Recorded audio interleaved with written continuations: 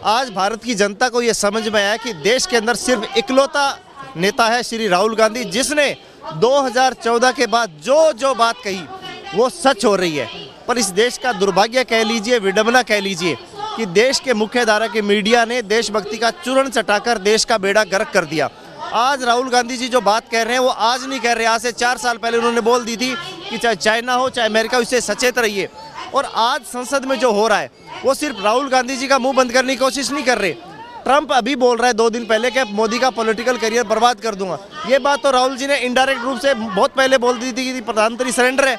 जब चाइना भारत में अटैक कर इनडायरेक्ट रूप से अतिक्रमण कर रहा था तब बोल दिया था, पर देश की जनता को ये बात समझ में नहीं आई। और आज संसद में जो जनरल नरवाणे की किताब है 4 स्टार ऑफ डेस्टिनी, वो भारतीय जनता पार्टी की जो कायरता के सबूत है वो उसके अंदर सम्मिलित है। इसलिए सरकार नहीं चाहेगी कि वो जनता के सामने आए, इसलिए राहुल जी का रोका जा रहा है। नहीं, वो तो कह रहे छपी ही नहीं किताब, तो नेता विपक्ष पार्लियामेंट में नियम के खिलाफ तो नहीं जा सकते ना। देखिए, किताब राहुल जी ने किताब को डायरेक्ट कोट नहीं किया, एक मैगजीन का किया था। जब देश का प्रधानमंत्री सदन में पंडित नेहरू को लेकर तमाम झूठे दावे करता है तब ये ओम बिरला जी कहाँ चले जाते हैं, तब ये अमित शाह जी कहाँ चले जाते हैं।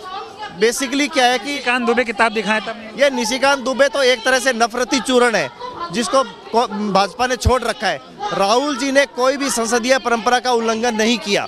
राहुल जी एक मैगजीन को कोट कर रहे थे। अब ये भाजपाइयों ने जिसको बोलते हैं ना कि जब उकसा रहे हैं तो हम बोल रहे हैं कि आओ मैदान में। राहुल गांधी इकलौते राजनीतिक बब्बर शेर है कि जो भाजपाई जो सीआर है ये इनका मुकाबला नहीं कर पाएंगे। मैं ये समझना चाह रहा हूँ कि इतनी बड़ी चीज़ें चल रही हैं, एक तो अमेरिका से ट्रेड डील, ट्रंप के ऐसे बयान सामने आया ना, और एप्स्टीन एक ऐसा व्यक्ति मतलब कलंक है मानवता के नाम पर, उसके साथ मोदी जी के नाम जोड़े जा रहे हैं। अब कल्पना कीजिए अगर विपक्ष के किसी नेता का सामने नाम आया होता तो आज जंतर मंतर देश में टीवी पे क्या चल रहा होता, आप इसका अंदाजा लगा सकते हैं। इतना सब कुछ शांत है, कोई सवाल ही नहीं पूछ रहा। आज से बहुत समय पहले राहुल जी ने बोला था कि मोदी सिर्फ मुखौटा है, आज ये बात सच हुई।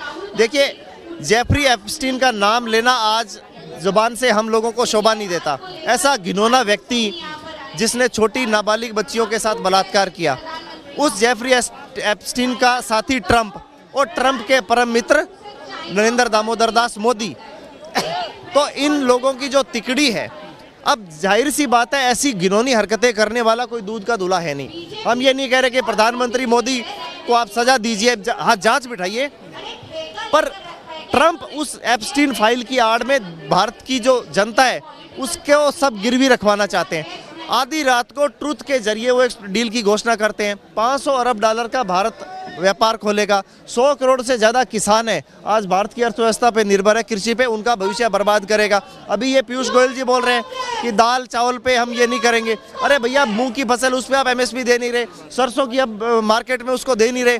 तो ये सब भारतीय जनता पार्टी, और मैं तो बोलता हूँ एप्स्टीन फाइल जब लंबा चलेगा तो बहुत इनके जो ब्यूरोक्रेट्स हैं जो भारतीय जनता पार्टी के बाहर नियुक्त करके वो भी आएंगे। हमें तो डर है कि कहीं देश के गृह मंत्री का नाम ना आ जाए इसके अंदर।